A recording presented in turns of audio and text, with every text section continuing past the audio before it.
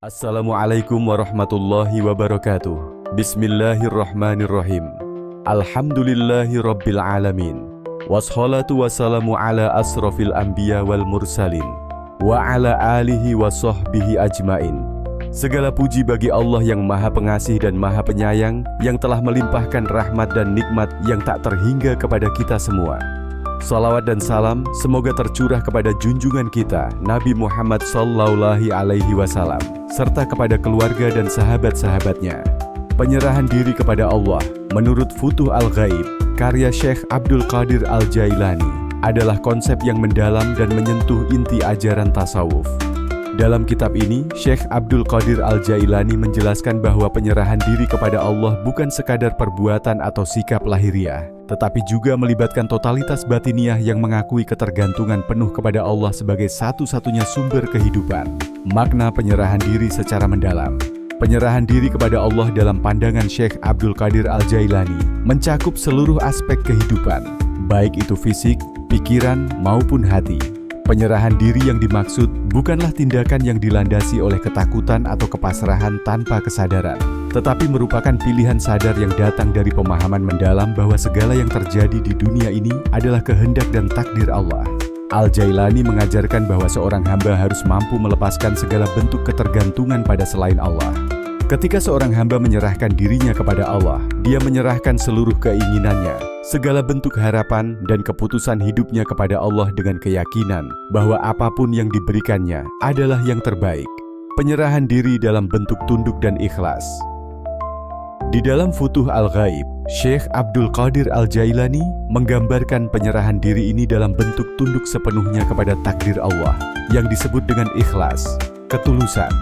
Ketulusan ini melibatkan sikap yang benar-benar menerima takdir, baik itu dalam kebahagiaan maupun kesulitan, tanpa rasa marah, kecewa, atau penyesalan.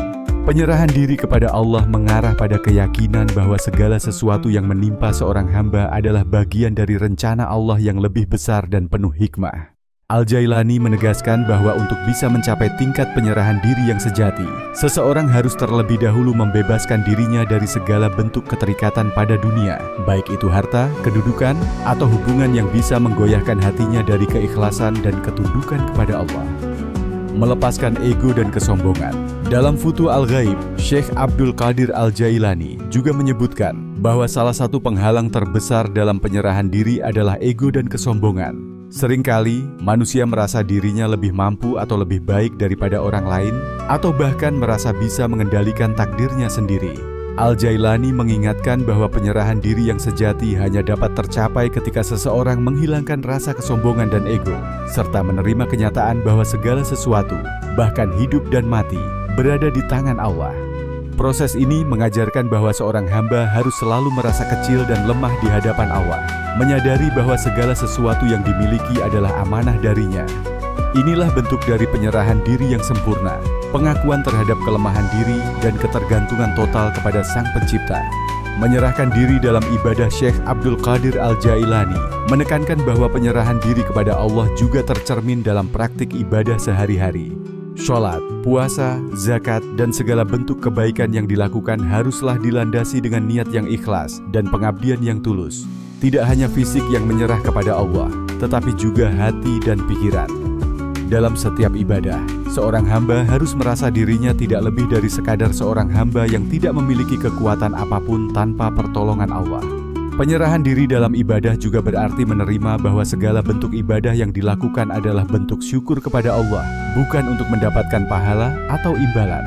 Ini adalah bentuk puncak dari ketulusan hati, di mana ibadah dilakukan hanya karena kecintaan kepada Allah semata. Konsekuensi penyerahan diri. Penyerahan diri kepada Allah, menurut Futuh Al-Ghaib, membawa konsekuensi mendalam dalam kehidupan spiritual seorang hamba. Pertama, penyerahan diri mengarah pada peningkatan kedekatan dengan Allah. Ketika seseorang sepenuhnya menyerahkan dirinya, Allah akan membuka pintu hati dan memberikan ketenangan serta petunjuk dalam menjalani hidup. Kedua, penyerahan diri juga berarti menyerahkan segala urusan duniawi kepada Allah. Seorang hamba tidak lagi merasa cemas atau takut menghadapi ujian hidup karena dia yakin bahwa Allah senantiasa bersamanya. Dalam ketidakpastian dunia ini, seorang hamba yang telah menyerahkan dirinya sepenuhnya kepada Allah akan merasa aman dan tenteram, karena ia tahu bahwa segala takdir yang datang adalah bentuk kasih sayang Allah yang Maha Mengetahui. Penyerahan diri sebagai jalan menuju kebahagiaan. Akhirnya, Syekh Abdul Qadir Al-Jailani mengajarkan bahwa penyerahan diri kepada Allah bukan hanya tentang ketenangan batin, tetapi juga jalan menuju kebahagiaan hakiki. Ketika seseorang benar-benar menyerahkan diri kepada Allah, dia tidak lagi terikat pada dunia dan segala keinginannya yang sementara. Ia akan merasakan kebahagiaan yang lebih abadi, yakni kebahagiaan yang datang dari rasa ridha dan ikhlas menerima takdir Allah. Penyerahan diri kepada Allah menurut Futuh Al-Ghaib adalah proses spiritual yang mengharuskan seseorang untuk melepaskan semua ego, kesombongan, dan ketergantungan kepada selain Allah. Itu bukan hanya perbuatan lahiriah, tetapi lebih pada pengakuan hati dan keyakinan bahwa segala yang terjadi dalam hidup ini adalah kehendak-Nya. Penyerahan diri yang sejati akan membawa seorang hamba pada ketenangan hati, kebahagiaan batin, dan kedekatan dengan Allah, serta menyadarkan bahwa hanya dengan bergantung kepadanya lah kehidupan ini dapat bermakna. Demikian pembelajaran narasi Penyerahan Diri kepada Allah menurut Futuh Al-Ghaib karya Syekh Abdul Qadir Al-Jailani. Semoga apa yang disampaikan tadi dapat memberi manfaat dan kebaikan bagi kita semua. Amin. Semoga Allah Subhanahu wa Ta'ala menuntun kita menuju jalan yang diridhoinya. Akhirul kalam. Wassalamualaikum warahmatullahi wabarakatuh.